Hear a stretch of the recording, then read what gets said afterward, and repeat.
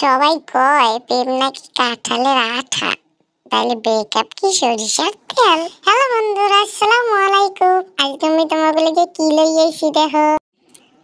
আজকে মুই কচুর ছড়ি দিয়া ইলিশ মাছ রানমু। ইলিশ মাছগুলো প্রথমেই মুই কাটে ধুইয়া পরিষ্কার করে লইছি। এখন মুই হলুদ মরিচ লবণ দিয়া ভালো মতো মাখিয়ে নিমু। অনেকে ইলিশ মাছগুলা ভাজিয়াও রাইন্দে খায়, আবার অনেক ইলিশ মাছগুলা কষাইয়াও রাইন্দে খায়। আজকে মুই একটু নতুন স্টাইলে রান্না করবো। মুই কচুর ছড়িগুলা কাটে ধুইয়া নিতে আসি। এরপর মুই চুলায় একটা কড়াই দিয়া দিলাম একটু সয়াবিন তেল। এরপর দিলাম এর মধ্যে কিছু পেঁয়াজ কুচি গুলা একটু লাইট দিয়ে দিমু। লাড়াচাড়া হয়ে গেলে এবার এর মধ্যে দিমু কিছু আস্তা জিরা।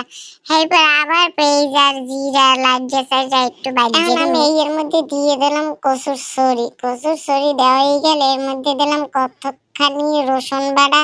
এরপর দিয়ে দিলাম কতখানি জিরা কাঁচামরিচ। এরপর দিলাম লবণ, আবার দিয়ে দিলাম জিরার গুঁড়া, মরিচের গুঁড়া, দিয়ে দিলাম একটু হলদির গুঁড়ি। এখন মুই একটু লাইট দিয়ে ভালো করে মিশাইয়ে নিমু। মগো দেশে তো এই আরে কয় কচুর গাড়ি, আবার কেউ এখন আবার কয় কচুর ছড়িও। আপনারা কেডা কি কন একটু কইয়েন। এই ছড়ির মধ্যে এখন একটু পানি দিয়ে ভালো মতো লাইট দিয়ে কষাইয়ে নিমু।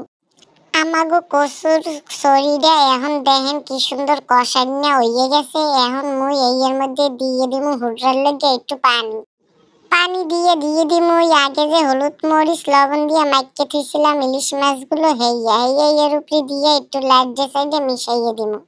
অনেকে এই কচুর ছড়ি ভাপ দিয়ে পানি হালাইয়া হেরপরও রাইন্দে খায়। আজকে মুই কোনো ভাপ দিই নাই, এমনি ডাইরেক্ট কাটে কুটে ধুইয়ে পরিষ্কার করে রানতে লইয়েছি। এখন আবার দিয়ে দিলাম এই কচুর ছড়ির মধ্যে একটুখানি জিরার গুঁড়া। এই জিরার গুঁড়া দিতে হবে নামাইনার আগে। এই জিরার গুঁড়া দিয়া এরপর মোরা দেখনু যে ছড়িটা সেদ্ধ হয়েছিনি। সেদ্ধ হয়ে গেলি মোরা এখন এই ছড়িটা নামাইয়ে নিম। মগো তরকারি রান্না হয়ে গেছে। এখন মোরা মগো তরকারিটারে একটা গামলার মধ্যে নামাইয়ে লমু। দেখেন দেই আমনেগো লোভ লাগবে আসেনি, কি সুন্দর হয়েছে মগো ছড়ি। এক পদ তরকারি দিয়ে তো আর খাওয়া হইবে না, এর লেগে মোরা এখন আবার আরেক পদ তরকারি রান্না। ঘরে দুইটা দুন্দুল আসলো, সেই দুন্দুল দুইটা কুটে লইছি। এই দুন্দুল দুইটারে এখন ইলিশ মাছের মাথা দিয়া এরপর ভাঙ্গিয়া চুটে রানমু। প্রথমেই মোরা একটা কড়াইতে একটু সয়াবিন তেল, পেঁয়াজ, হলুদ মরিচ দিয়া কষাইয়ে নিমু। এরপর মোরা এর মধ্যে ইলিশ মাছের মাথাটা দিমু। মাথাটাও একটু সময় কষামু।